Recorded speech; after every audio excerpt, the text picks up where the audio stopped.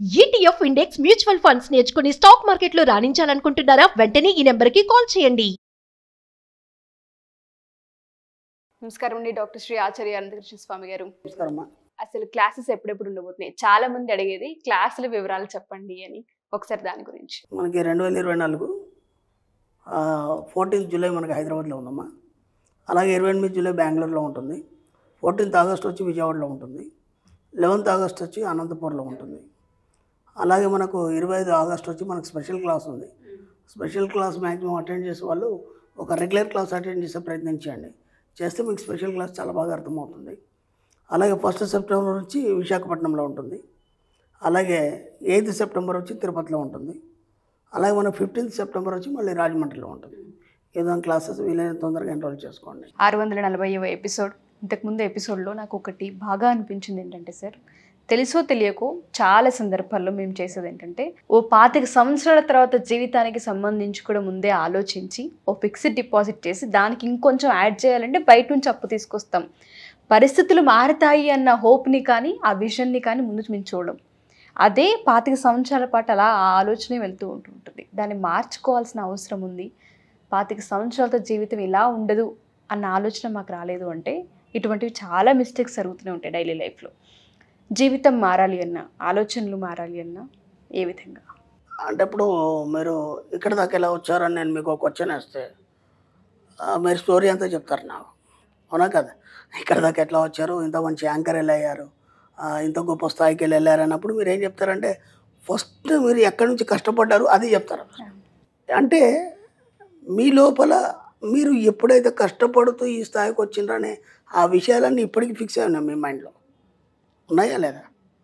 అంటే మీరు ఎంత ఎదిగినా అవి వెనక్కి లాగుతుంటాయి. తర్వాత ఏదైనా సందర్భం వస్తే ఇంతకంటే ఏమైతే ఇంతకుముందు మనం కష్టపడలేదా, అర్థమవుతుందా ఇక్కడ లాజిక్ అన్నప్పుడు ఏమవుతుంది, మళ్ళీ మీ లైఫ్ ఎక్కడో కాడ మళ్ళీ వెనక్కి తీసుకెళ్తుంది.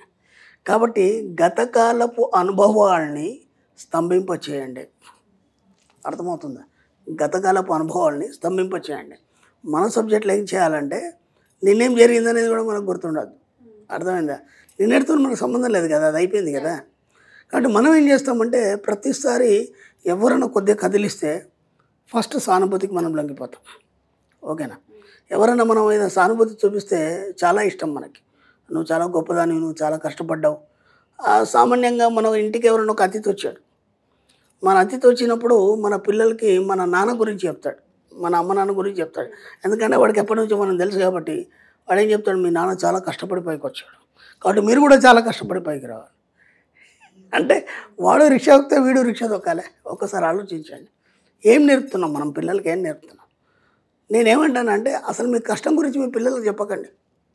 ఎందుకంటే అది మైండ్లో సబ్కాన్షియస్ మైండ్లో ఫిక్స్ అయిపోయి వీడికి కూడా అదే ఆలోచిస్తాను, నేను కూడా చాలా కష్టపడాలి, సిటీ వెళ్ళాలి, జాబ్ ఎత్తుక్కోవాలి. మనకు చాలా మనం రీల్స్లో కానీ లేకపోతే కొందరు ప్రముఖుల ఇంటర్వ్యూలో చూస్తాం, నేను మొట్టమొదటి సిటీకి వచ్చాను, వచ్చినప్పుడు ఇలా తిరిగాను, ఇదే రోడ్ల మీద తిరిగాను. అవన్నీ ఎవరికి అవసరం? నిన్ను విశ్వం గుర్తించి వేల లక్షల జనాల్లో నేను ఒక విఐపిగా నిల్చోబెట్టింది కదా, అవునా కదా? అది నీకు కనిపించట్లేదు. మళ్ళీ నువ్వు వెనక్కి ఆలోచిస్తున్నావు. నువ్వు ఎక్కడి నుంచి వచ్చావంటే ఇది జరిగింది, నేను అక్కడి నుంచి వచ్చాను, ఇదే రోడ్ల మీద తిరిగాను, అమీర్పేటలో తిరుగుతున్నాను, చేస్తున్నాను, అనుకోకుండా ఇలా అవకాశం వచ్చింది, ఇలా క్లిక్ అయిపోయినాను. అంటే ఆలోచనలు నువ్వు మర్చిపోయినంత వరకు మళ్ళీ నీకు అలాంటి పరిస్థితులు అనుభవాలు ఎదురవుతాయి. ఎందుకంటే నేను ఎంతోమంది ప్రముఖుల్ని చూస్తున్నాను నా అబ్జర్వేషన్లో, ఒక స్థాయికి వెళ్ళిన తర్వాత మళ్ళీ పడిపోవడం జరిగింది. ఎందుకు పడిపోవడం జరుగుతుందంటే గతకాలపు అనుభవాలని వాళ్ళు స్తంభింపజేయలేదు, వాటిని నెవరేసుకుంటున్నారు ఇంకా. కాబట్టి వాళ్ళకి మళ్ళీ అలాంటి పరిస్థితులు ఎదురవుతున్నాయి. అందుకని ఏం చేయాలంటే ఎక్కడ కూడా మన గతకాలపు అనుభవాలు ఏమవుతున్నాయో వాటిని ఎక్కడ కూడా మనం చెప్పొద్దు. ఫస్ట్ పాయింట్, పిల్లలకు మన కష్టాల గురించి చెప్పదు ఎప్పుడు కూడా. నేను ఇలా కష్టపడి పైకి వచ్చాను, మిమ్మల్ని ఇలా పోషించుకున్నాను, చేశాను, నా విలువ కాపాడాలి, నా గౌరవంగా, ఇవన్నీ అవసరం లేదు. పిల్లలకి ఈరోజు అన్నీ తెలుసు, మంచి మనకంటే ఎక్కువ నాలెడ్జ్ ఉంది. ఎందుకంటే ఎప్పుడున్న ఇంప్రూవ్మెంట్ మనం చదువుకున్నప్పుడు ఆ పరిస్థితులు వేరు, మనకు అన్ని ఫెసిలిటీస్ లేవు, సౌకర్యాలు లేవు. ఇప్పుడు పిల్లలకు అన్నీ ఉన్నాయి. ముఖ్యంగా యూట్యూబ్ అవన్నీ కూడా మంచి నాలెడ్జ్, గూగుల్ దాంట్లో కూడా సెర్చ్ చేసుకొని వాళ్ళు ప్రతిదీ, మనకు అప్పుడు ఏమీ తెలియదు ఇంకా.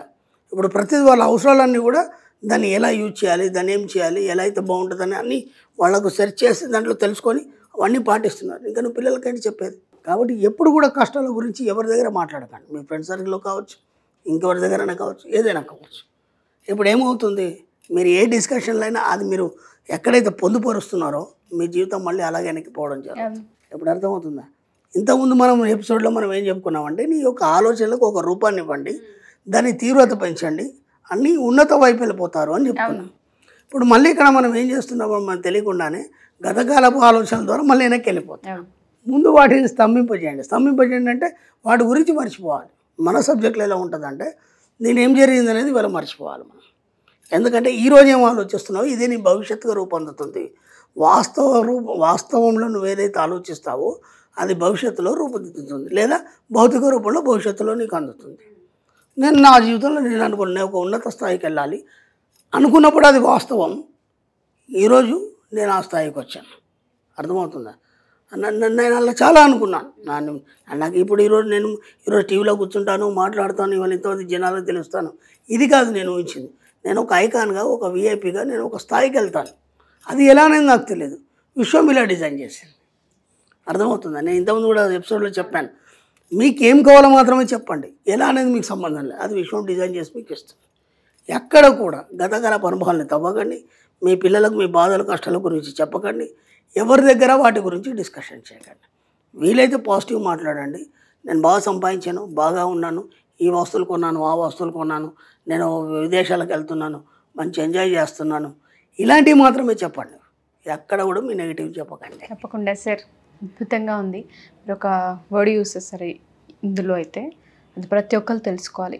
గత కాలపు ఆలోచనలు కావచ్చు, సిచ్యుయేషన్స్ కావచ్చు, అవే నెమరు వేసుకుంటూ జీవితం అలానే ఉంటుందని ఆగిపోతే వాటికి తీవ్రత పెంచుతాం తప్ప పాజిటివిటీని మాత్రం పొందలేము. అంటే మనం ఏం చేస్తామంటే, ఒక వాక్యం వచ్చినప్పుడు దానికి సాగదీస్తూ ఇంకా 4-5 వాక్యాలు మాడతాం. అయినప్పుడు ఏమవుతుంది, దానికి బలం చేకూర్చబడుతుంది. అంటే తీవ్రత అనేది పెరుగుతూ ఉంటుంది. అది మంచి చెడ అనేది విశ్వానికి తెలియదు. విశ్వానికి ఎప్పుడు కూడా మంచి చెడ, ఇది నెగిటివ్ పాజిటివ్ అనేది తెలియదు. మనం ఏం మాట్లాడతామో అది రికార్డ్ చేస్తుంది, దాన్ని మాత్రం మీ జీవితంలో ఇస్తుంది. కాబట్టి ఒకసారి మీరు వెనక్కి వెళ్ళి మాట్లాడారనుకోండి, మళ్ళీ జీవితంలో ఏదో ఒకసారి మళ్ళీ వెనక్కి వెళ్ళిపోతారు. ఇప్పుడు నా దగ్గర కొందరు ధనవంతులు, బాగా ధనవంతులు కూడా వస్తారు. వాళ్ళ పరిస్థితి చాలా దిగజారిపోయి ఉంటుంది. ఏదేంటి గురుగారు ఇలా అయిపోయింది అని. నేను ఈ విషయంలో కూడా నేను గతంలో చాలా రోజుల క్రితం ఒక వీడియో చేశాను. ఒక కంపెనీ ఉంది, ఇంకో కంపెనీ ఉంది, ఇద్దరు ఫ్రెండ్స్ ఉన్నారు. ఓకేనా? అనుకోకుండా ఆ కంపెనీ లాస్ అయింది. పొద్దాక ఎలా లాస్ అయింది వీళ్ళిద్దరు డిస్కస్ చేస్తున్నారు. ఈ మంచిగా నడిచే కంపెనీ వాడు. ఇప్పుడు ఏమైపోయింది, ఆలోచనలు పదే పెంచుకోవడం వల్ల ఈ కంపెనీ కూడా లాస్ అయిపోయింది. అర్థమైందా? అంటే ఏమైపోయింది, ఆ ఆలోచనల తీవ్రత ఎక్కువైపోయి ఈయనకు కూడా ఆపాదించబడింది. కాబట్టి ఎక్కడ కూడా నెగిటివ్ వినకండి, నెగిటివ్ని మాట్లాడకండి. Only positive. Be positive. Thank you sir, thank you so much. Thank you. Suman టీవీలో మీ పర్సనల్ అండ్ బిజినెస్ ప్రమోషన్స్ కోసం కింది నెంబర్కి కాంటాక్ట్ చేయండి.